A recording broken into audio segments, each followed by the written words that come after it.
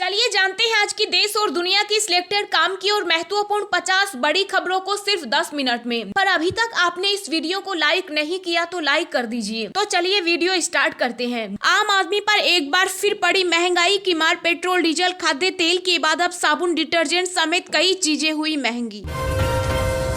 PM Modi ने corona के बढ़ते मामलों के बीच राज्यों के मुख्यमंत्रियों के साथ की बैठक। कोविड-19 के चलते पैदा हुई चुनौतियों पर हुआ मंथन।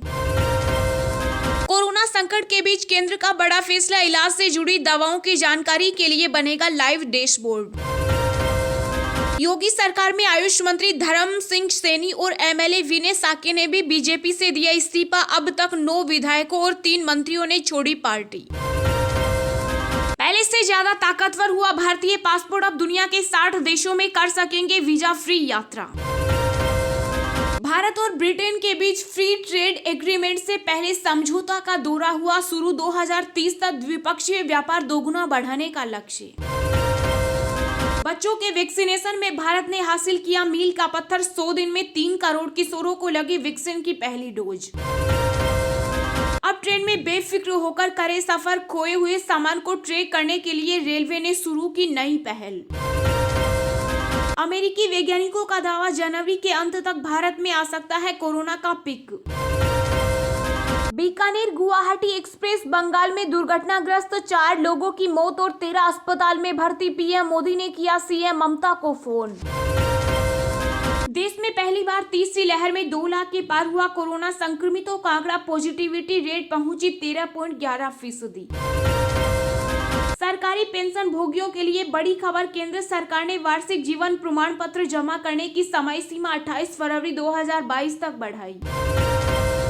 भारत बायोटेक का बड़ा दावा, कोरोना के दोनों वेरिएंट ओमिक्रॉन और डेल्टा वेरिएंट को बेअसर करने में सक्षम। कोवैक्सीन की बूस्टर डोज। कांग्रेस ने यूपी चुनाव के लिए 150 प्रत्याशियों की पहली सूची की जारी। 50 महिलाओं को दिया टिकट। अयोध्या से ही चुनाव लड़ेंगे सीएम योगी आदित्यनाथ। 172 सीटों पर भाजपा प्रत्याशियों के नामों की हुई चर्चा। भारत चीन सैन्य सीमा विवाद पर 14वें दौर की हुई सकारात्मक वार्ता, लेकिन नहीं निकला स्वीकार्य समाधान। योगी कैबिनेट से इस्तीफा देने वाले मंत्री धर्म सिंह सैनी का दावा, 20 जनवरी तक हर रोज एक मंत्री और 3-4 विधायक बीजेपी से देंगे इस्तीफा। श्री राम जन्मभूमि तीर्थ क्षेत्र ट्रस्ट ने अयोध्या में राम मंदिर निर्माण की 3D फिल्म की जारी। गोवा विधानसभा चुनाव पर शिवसेना नेता संजय राउत का बड़ा हमला, कहा अकेले 10 सीट भी नहीं जीत सकती है कांग्रेस। 5 राज्यों में विधानसभा चुनाव 2022 के मद्देनजर ट्विटर ने लॉन्च किया जागरूक वोटर अभियान। स्पेशल हैशटैग भी किए जारी। स्वामी प्रसाद मौर्य बोले, मैं वाराणसी से नहीं डरता। एमएलए मुकेश वर्मा का दावा, 100 से ज्यादा बीजेपी विधायक हमारे साथ। कांग्रेस ने उत्तराखंड के पूर्व पार्टी प्रमुख किशोर उपाध्याय को सभी पदों से हटाया। बीजेपी और अन्य दलों से मिलने का आरोप। मकर संक्रांति के अवसर पर 1 करोड़ लोग करेंगे सूर्य नमस्कार। आयुष मंत्रालय ने कहा कई देशों में होगा कार्यक्रम। नीति आयोग के सदस्य डॉक्टर वीके पॉल ने चेताया, कहा ओमिक्रॉन सामान्य सर्दी नहीं, बरते सावधानी। कर्नाटक सरकार ने कोरोना के बढ़ते संक्रमण के चलते कांग्रेस की पद यात्रा पर लगाई रोक। उत्तराखंड के पूर्व मुख्यमंत्री हरीश रावत ने चुनाव नहीं लड़ने का दिया संकेत, कहा चुनाव लड़वाने की है इच्छा। पंजाब विधानसभा चुनाव में अरविंद केजरीवाल का नया दाव, कहा जनता चुनेगी पंजाब का सीएम चेहरा, जारी किया मोबाइल नंबर। पश्चिम बंगाल के गंगासागर मेले में शामिल होने वाले श्रद्धालुओं के लिए वैक्सीन सर्टिफिकेट और RT-PCR रिपोर्ट अनिवार्य। केंद्रीय स्वास्थ्य मंत्रालय ने कोरोना मरीजों के डिस्चार्ज को लेकर नई गाइडलाइंस की जारी। ओमिक्रॉन वेरिएंट को लेकर दिए अहम निर्देश। उत्तर प्रदेश में भाजपा के सभी बड़े चेहरे होंगे मैदान में। कुछ सांसदों को भी चुनावी समर में उतार सकती है पार्टी। राजधानी दिल्ली में 15 से 18 वर्ष के बच्चों के लिए स्कूलों में खोले जाएंगे टीकाकरण केंद्र। योगी सरकार को लगा एक और झटका, लखीमपुर खीरी से 5 बार के भाजपा विधायक बाला प्रसाद अवस्थी ने दिया इस्तीफा। भीम आर्मी चीफ चंद्रशेखर आजाद की पार्टी का भी सपा से होगा गठबंधन। दलित चेहरे के रूप में लड़ सकते हैं चुनाव। राज्यसभा में विपक्ष के नेता मल्लिकार्जुन खड़गे भी हुए कोरोना संक्रमित, ट्वीट कर दी जानकारी। पंजाब में दिखेगी बीजेपी लहर, पार्टी टिकट पर चुनाव लड़ने को 4000 से अधिक आए आवेदन। चुनाव आयोग ने उत्तरकाशी में बिना अनुमति के सभा करने पर कांग्रेस को थमाया, कारण बताओ नोटिस। मध्य प्रदेश के पूर्व सीएम कमलनाथ ने सरकार पर लगाए झूठे दावे करने के आरोप, कहा 16 साल से शिवराज सिंह दे रहे झूठे आश्वासन। बिहार में आरजेडी ने कांग्रेस का उठाया मजाक, एमएलसी चुनाव में 7 सीट मांगने पर कहा भगवान का प्रसाद नहीं है जो सबको बांट दे। किसानों का आशीर्वाद लेने को राकेश टिकैत से मिलने आए संजय राउत, यूपी के चुनावी मैदान में उतरने की तैयारी कर रही शिवसेना। गोवा प्रदेश कांग्रेस कमेटी के पूर्व विधायक विक्टर गोंजाल्विस टीएमसी में हुए शामिल। सुप्रीम कोर्ट ने सुपरटेक कंपनी के निदेशकों को लगाई बड़ी फटकार, कहा निवेशकों के पैसे वापस करो वरना भेज देंगे जेल। बर्फीली हवाओं ने दिल्ली एनसीआर में बढ़ाई ठिठुरन, नए पश्चिमी विक्षोभ से उत्तर भारत में फिर बारिश की संभावना। लगातार चौथे दिन शेयर बाजार में बाहर, सेंसेक्स 150 अंक चढ़ा, निफ्टी भी हरे निशान पर। जी हाँ दोस्तों, और भी बहुत बड़ी काम की खबरें निकल कर आ रही हैं, इसलिए वीडियो को लास्ट तक जरूर देखना। तो चलिए अब जानते हैं जो महत्वपूर्ण खबरें हैं उनको विस्तार से। पर इससे पहले अभी तक आपने इस वीडियो को लाइक नहीं किया तो लाइक कर दीजिए।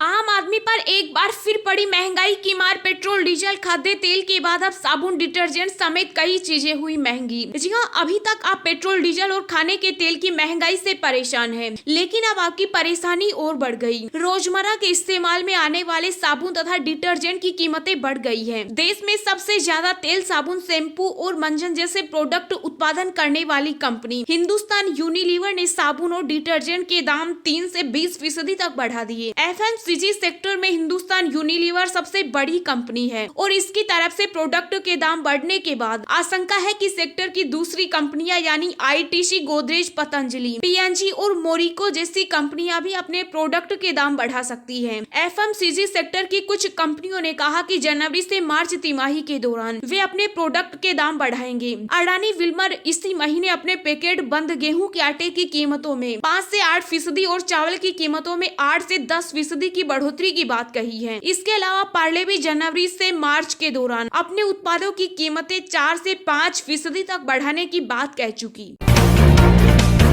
पीएम मोदी ने कोरोना के बढ़ते मामलों के बीच राज्यों के मुख्यमंत्रियों के साथ की बैठक, कोविड-19 के चलते पैदा हुई चुनौतियों पर हुआ मंथन। जी हां, प्रधानमंत्री नरेंद्र मोदी ने कोरोना की तीसरी लहर से निपटने की रणनीति बनाने के लिए सभी राज्यों के मुख्यमंत्रियों के साथ एक समीक्षा बैठक की। इस दौरान पीएम मोदी ने बैठक में कहा कि 100 साल की सबसे बड़ी महामारी से भारत की लड़ाई अब तीसरे साल में प्रवेश कर चुकी। मेहनत हमारा एकमात्र पथ है और विजय एकमात्र विकल्प। हम 130 करोड़ भारतीय अपने प्रयासों से कोरोना से जीतकर जरूर निकलेंगे। वर्चुअली बैठक में केंद्रीय गृह मंत्री अमित शाह भी मौजूद रहे। प्रधानमंत्री नरेंद्र मोदी ने इस दौरान सभी राज्यों में स्वास्थ्य ढांचे की तैयारियों का जायजा लिया। वहीं पीएम ने कहा कि जिन राज्यों में कोरोना तेजी से पांव पसार रहा है उनमें कुछ नए प्रतिबंधों पर विचार किया जाए। इसके साथ ही पीएम ने सभी राज्यों से जिला स्तर पर पर्याप्त सुविधाएं जुटाने और किशोरों के टीकाकरण में तेजी लाने का आह्वान किया।